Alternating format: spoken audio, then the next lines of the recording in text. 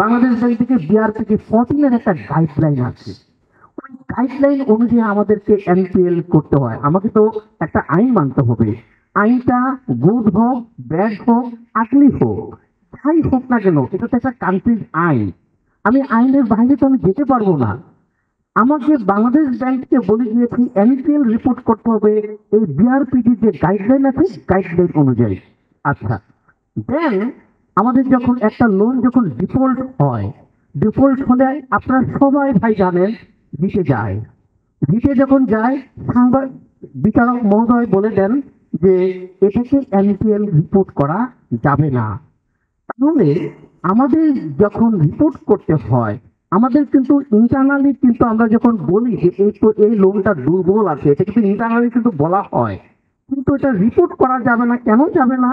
কারণ বাংলাদেশ ব্যাংকের যে বিআরপিটি 14 এর গাইডলাইন আছে, গাইডলাইন এবং রিট লোনগুলি আপনারা অবশ্যই সবাই ভালো করে জানেন যে রিপোর্টেড লোন যেটা এই 5ই অগস্টের আগে যে রিপোর্টেড লোন ছিল, এই 9 মাসে রিপোর্টেড লোন কি হয়ে গেছে, কি দ্বিগুণ হয়ে গেছে। তার মানে এই না তো এই 9 মাসে ডিফল্ট হয়ে গেছে, এগুলো কি হয়েছে ওই রিট লোন অ্যান্ড সার্কুলারের কি এই গাইডলাইনের কারণে এখন এগুলো রিপোর্টে আসছে। তো আমি এই জায়গাটায় বলছি, আমি হাত বাঁধাটা ভাই অন্যভাবে নেবেন না। হাত বাঁধাটা হচ্ছে আইনের কারণে। আমাকে কেউ হাত বাঁধেনি, আমাকে হাত বেঁধেছে এই বাংলাদেশে আইনগুলো। থ্যাংক ইউ ভাই। বলে যে আছে কত মাস হলে এটা ক্লাসিফাই হবে, কত মাস হলে এটাকে ব্যাড অ্যাসেট বলবে, কত মাস হলে প্রভিশন করবে, এই কথাগুলো কিন্তু বলে দেওয়া আছে। তাহলে যেই কথাটা আমার ভাই বলার চেষ্টা করছে, আপনারা বারবার ওনার হাত ধরার চেষ্টা করছেন যে উনি বলেছে ওনাদের হাত পা বাঁধা।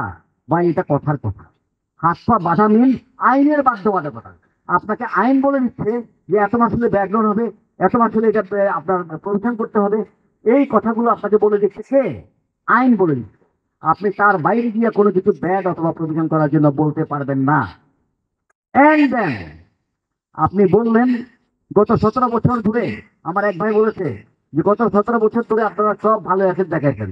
আমরা দেখাইছি না? সিএফওরা দেখাইছে না? ব্যাংক ম্যানেজমেন্ট দেখাইছে? দেখাইছে ওনারা, আমরা রিপোর্ট করেছি।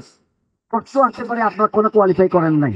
ভাই আমরা যখন অডিট করতে গিয়েছিলাম, ওই বাংলাদেশ ব্যাংক যে প্রভিশনগুলোর মতো দিয়ে আমাকে বলেছিল যে 3 মাস হলে প্রভিশন, 6 মাস হলে ব্যাগ, লাভ লাভ লা, আমি তখন বাংলাদেশ ব্যাংক থেকে আমাকে বললো তোমরা আমার সাথে বসো। তাই বাংলাদেশ ব্যাংক অডিটর ব্যাংক বলেন আপনারা বাংলাদেশ ব্যাংকের আইনের সবগুলো সেকশন খুঁজে দেখেন, any provision to fix for the tripartite meeting?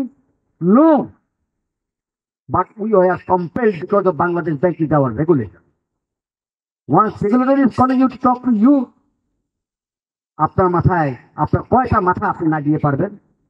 আপনি সেটা আপনার কেস মিটিংয়ে বসেছেন, বসার পরে ওনারা সেখানে বারবারও বলেন নাই, ওনারা অফিসিয়াল চিঠি দিয়েছেন, অফিসিয়ালি চিঠি দিয়েছেন যে আপনারা ব্যাংকে চিঠি দিয়েছেন, বলেছেন যে আপনারা এই বছর এতটুকু এনপিএল দেখান আর বাকিগুলা বাকি 10 বছরে দেখান অথবা 5 বছরে দেখান। তাহলে যে আইন দিয়ে আপনাকে বললো এনপিএল করার জন্য, সেই আইন বাংলাদেশ ব্যাংক তার চিঠি দিয়ে ওভার রুল করে গেল। যদি ওভার রুল করে যায় এখানে অডিটর কি কিছু করার আছে? না, নাই। যার কারণে আপনারা রিপোর্টগুলো ফ্রেশ দেখেছেন। এখন প্রশ্ন করবেন এখন কেন দেখতেছেন, এখন কিভাবে বের হয়ে আছে? আপনাদেরকে আমি বলতেছি প্লিজ ব্যাংকগুলোতে যান, এই বছর যান ব্যাংকগুলোতে, এই বছর যান। বাংলাদেশ ব্যাংক কোনো ব্যাংকেই আজ পর্যন্ত লোন ক্লাসিফাই করার জন্য সুযোগ দেয়, লোন ক্লাসিফাই করার জন্য সুযোগ দেবে, যার জন্য অডিটরতে হ্যাজ ফ্রি এবং তারা কোয়ালিফাই করতে পারছে। সুতরাং বাংলাদেশের টোটাল সিস্টেম আপনাকে মাথায় নিতে হবে।